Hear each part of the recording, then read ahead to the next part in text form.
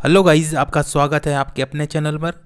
आज मैं इस वीडियो में बताऊंगा आरवीएनएल जैन इलेक्ट्रिकल का जो टेक्निकल सब्जेक्ट आएगा उसमें क्या क्या इंपॉर्टेंट टॉपिक होंगे जो आपको ज़रूर से ज़रूर पढ़ने हैं, क्योंकि सारा का सारा पेपर उन्हीं टॉपिक में से आने वाला है। अगर आप किसी और टॉपिक को पढ़ रहे हैं तो आप अपना टाइम ख़राब कर रहे हैं। तो इस वीडियो को ज़रूर देखना और इन टॉपिक को ज़रूर पढ़ना ताकि आपको एग्ज़ाम में अच्छे मार्क्स मिल सके। तो आइए वीडियो स्टार्ट करते हैं। वीडियो को लास्ट तक देखना और चैनल को ज़रूर सब्सक्राइब कर लेना ताकि आने वाली हर न्यूज़ और हर इन्फॉर्मेशन इसी चैनल पर आपको मिलते रहे। चैनल को जरूर सब्सक्राइब करना। आइए बढ़ते हैं आगे वीडियो में। जैसा कि आपको मालूम है 10 दिसंबर में आपको एग्ज़ाम है जेईएन इलेक्ट्रिकल और आरवीएनएल का। तो उसमें जो सब्जेक्ट आएगा आपका 60 क्वेश्चन आपके सब्जेक्ट के आएंगे जो कि 120 नंबर के होंगे, और जो 80 नंबर का आपका टेक्निकल हो नॉन टेक का होगा 80 नंबर का। तो इस तरह से 200 नंबर का आपका एग्ज़ाम पेपर होगा।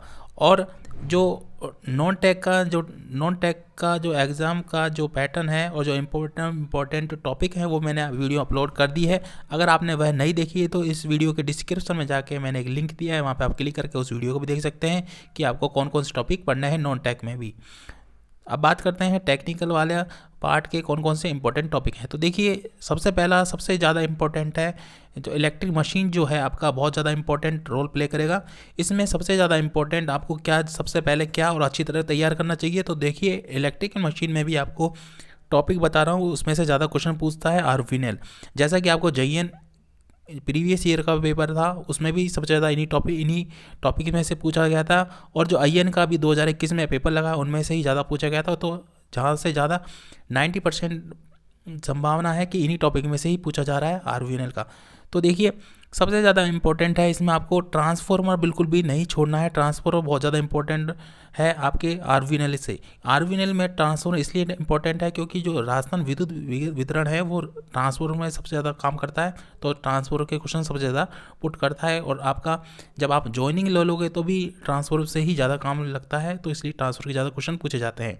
तो सबसे ज़्यादा इंपॉर्टेंट ट्रांसफॉर्मर होता है आरवीएनएल में, और यह टॉपिक आपको बिल्कुल नहीं छोड़ना है, आपको रट लेना है। इसके बाद जो दूसरा है मशीन के अंदर डीसी जनरेटर आपको बहुत ज़्यादा इंपॉर्टेंट रोल प्ले करेगा ट्रांसफॉर्मर के बाद। जिस तरह से मैं बता रहा हूँ उस तरह से आपको स्टेप बाय स्टेप बढ़ना है और इस तरह से आपको कवर करते हुए जाना है। ट्रांसफॉर्मर के बाद आपको डीसी जनरेटर पढ़ना है, उसके बाद डीसी मोटर पढ़ना है, और उसके बाद अल्टरनेटर पढ़ना है। अब बात करते हैं दूसरा जो इम्पोर्टेंट है मशीन सेकंड के अंदर। मशीन सेकंड में आपको सबसे ज़्यादा इम्पोर्टेंट है सिंक्रोनस मोटर। सिंक्रोनस मोटर में से सबसे ज़्यादा क्वेश्चन पूछे जाते हैं आरवीएनएल के अंदर। इसके बाद जो एसी 3 फेस है इंडक्शन मोटर वो ज़्यादा पूछा जाता है एसी 3 फेस इंडक्शन मोटर में से, और सिंगल फेस इंडक्शन मोटर में से कुछ सवाल पूछे जाते हैं, तो आप पढ़ सकते हैं। इसके बाद क्वेश्चन आता है आपका combined working of power plant से। ये जो मैंने आरवीएनएल लिखा है बहुत ज़्यादा इंपॉर्टेंट है। तो ये वर्किंग पूछी जाती है पावर प्लांट की, क्या क्या वर्किंग है, और ये पावर प्लांट साइकिल वाइकिल तो मुश्किल से पूछे जाते हैं, तो आप देख लेना अगर आपके पास टाइम हो तो। फिर इसके बाद, क्योंकि इस वीडियो में मैं इंपॉर्टेंट ही बताऊंगा क्योंकि आपके पास 10, 20 या 15 दिन बचे हैं। इसके बाद आता है utilisation of electric energy. Electric energy में आपको देखो इल्यूमिनेशंस पढ़ने हैं। इल्यूमिनेशन के बाद वेल्डिंग और हीटिंग बहुत ज़्यादा इंपॉर्टेंट है। इसके बाद electrochemical process important role play करता है। इसके बाद इसमें कुछ इंपॉर्टेंट नहीं है आपका, इसको इतना ही पढ़ना है जो मैंने बताया है। अब बात करते हैं इलेक्ट्रॉनिक्स में। इलेक्ट्रॉनिक्स में देखिए काफ़ी क्वेश्चन पूछे जाते हैं, जिसमें इलेक्ट्रॉनिक्स में सबसे ज़्यादा इंपॉर्टेंट रोल करेगा JFET, मॉसफेट और CMOS। ये बहुत ज़्यादा इंपॉर्टेंट है, इसमें से बहुत ज़्यादा क्वेश्चन पूछे जाते हैं। 5 या 7 क्वेश्चन पूछे जाएंगे आपके आराम से, तो ये जरूर से ज़रूर पढ़ना। फिर इसके बाद है एम्पलीफायर। एम्पलीफायर भी आपका इंपॉर्टेंट रोल प्ले करता है। और इसके बाद multi stage power amplifier.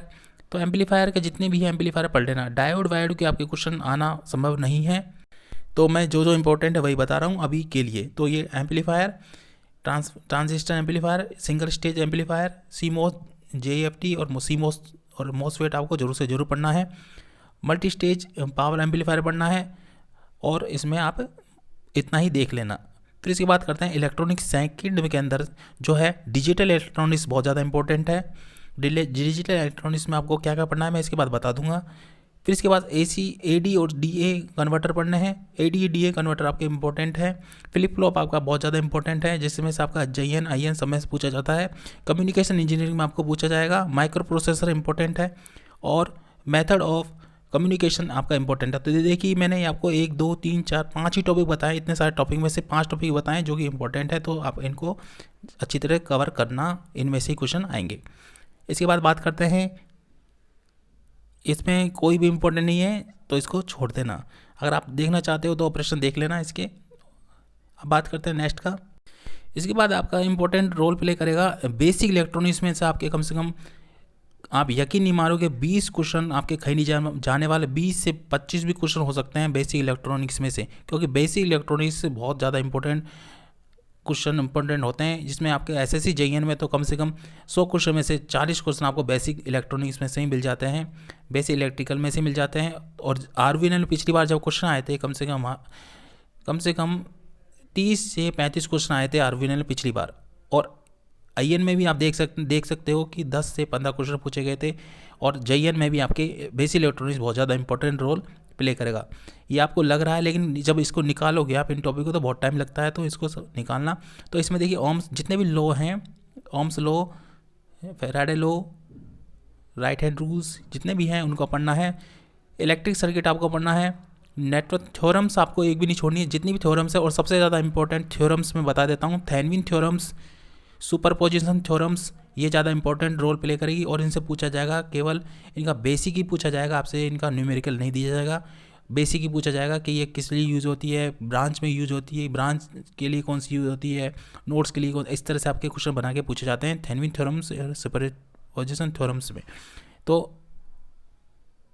Ohm's law, electric current और नेटवर्क थ्योरम आपको इंपॉर्टेंट है। इसके बाद इलेक्ट्रोमैग्नेट्स बहुत ज़्यादा इंपॉर्टेंट है, मैग्नेटिज्म आपके इंपॉर्टेंट है बहुत ज़्यादा। इसके बाद अल्टरनेटिव करंट, एसी और डीसी आपको पढ़ना ही है, वो तो आपको आता भी होगा। तो यही 4 टॉपिक हैं इसमें इंपॉर्टेंट, तो ये पढ़ना है।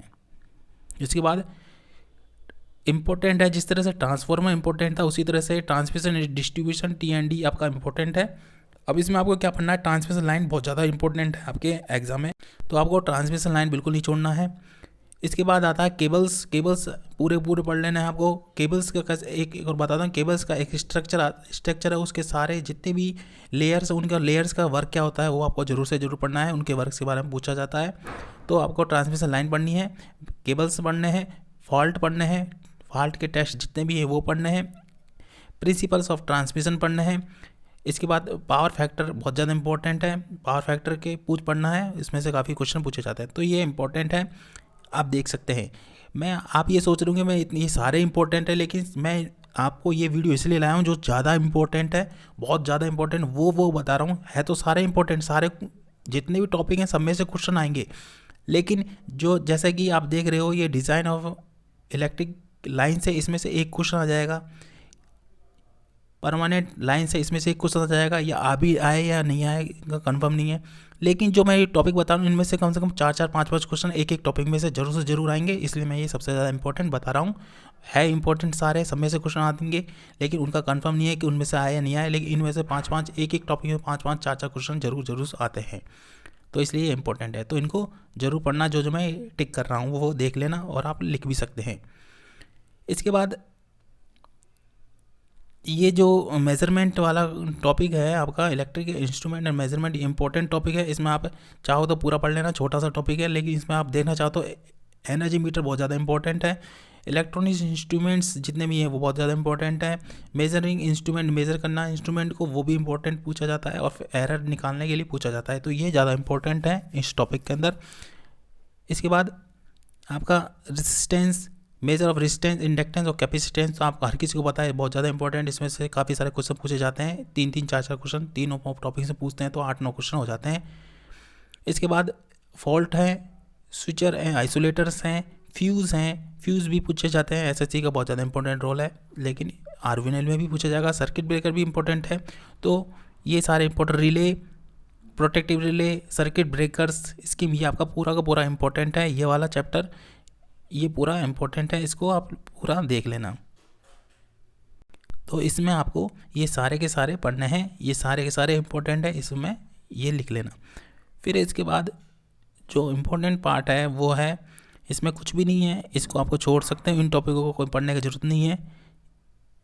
इसमें आपको एक इम्पॉर्टेंट टॉपिक बताता हूँ, जो electric machine, electronic engineering materials है, वो मटेरियल्स आपको सारे पढ़ने हैं, पहले ही बता चुका हूँ। अर्थिंग और वायरिंग आपको पढ़नी है, ये इंपॉर्टेंट है। जो जो मैंने बताया उसको आप लिख लीजिए, ऐसे आपको याद नहीं होगा क्या क्या पढ़ना है। अब बात करते हैं कौन कौन से टॉपिक इंपॉर्टेंट है, कौन से ज़्यादा।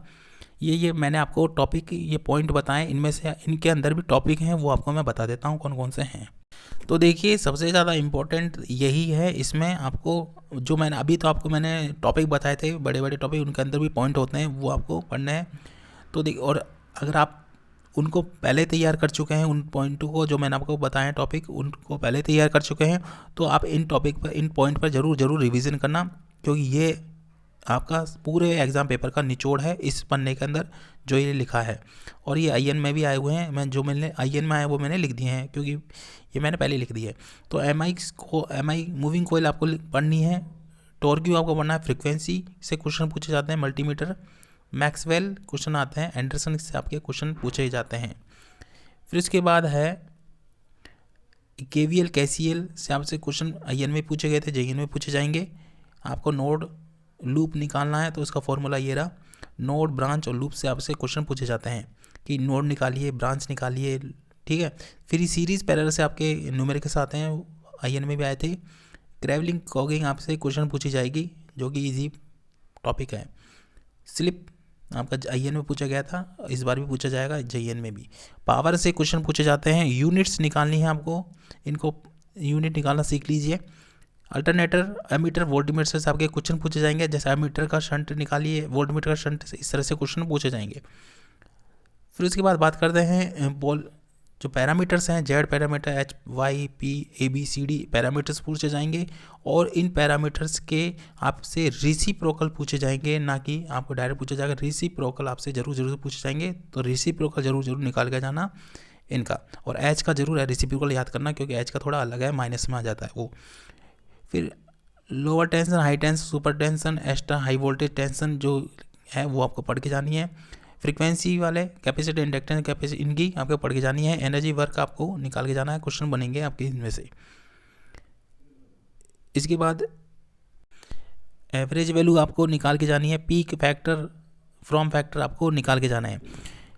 और इम्पोर्टेंट मैं आपको बता देता हूँ, स्टार से डेल्टा कन्वर्जन और डेल्टा टू स्टार कन्वर्जन आप सीख के जाना, जरूर क्वेश्चन आएगा। बैलेंस अनबैलेंस निकाल के जाना, इनमें से आपसे क्वेश्चन पूछे जाएंगे। ये टॉपिक है, ये पॉइंट हैं, ये आपको जरूर निकाल के जाना है। ट्रांसफॉर्म से ऑटो ट्रांसफॉर्म, लेमिनेशन आपको पढ़ के जाना है। MMF EMF आपको निकाल के जाना है। Meter, fault, fuse, BH curve आपसे पूछा जाएगा, ये पॉइंट इंपॉर्टेंट है। BH curve, hysteresis lost, iron loss आपसे पूछे जाएंगे, इन पॉइंटों को निकाल के जाना। इसके बाद लैप फाइंडिंग, वाउंड अरेस्टर, ये इंपॉर्टेंट हैं आपकी एग्ज़ाम के लिए।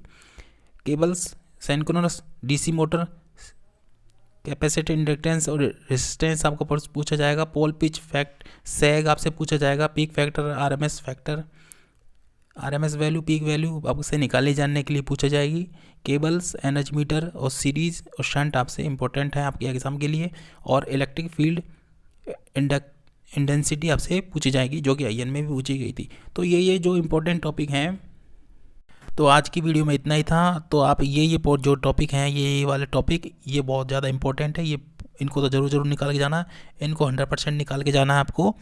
और जो मैंने आपको इससे पहले बताए थे, ये वाले टॉपिक आपको, ये वाले टॉपिक इनको आप निकाल के जाना। इनके अंदर ही टॉपिक बड़े हुए हैं, जो अभी मैंने आपको सफ़ेद वाले पन्ने में बताए थे वो।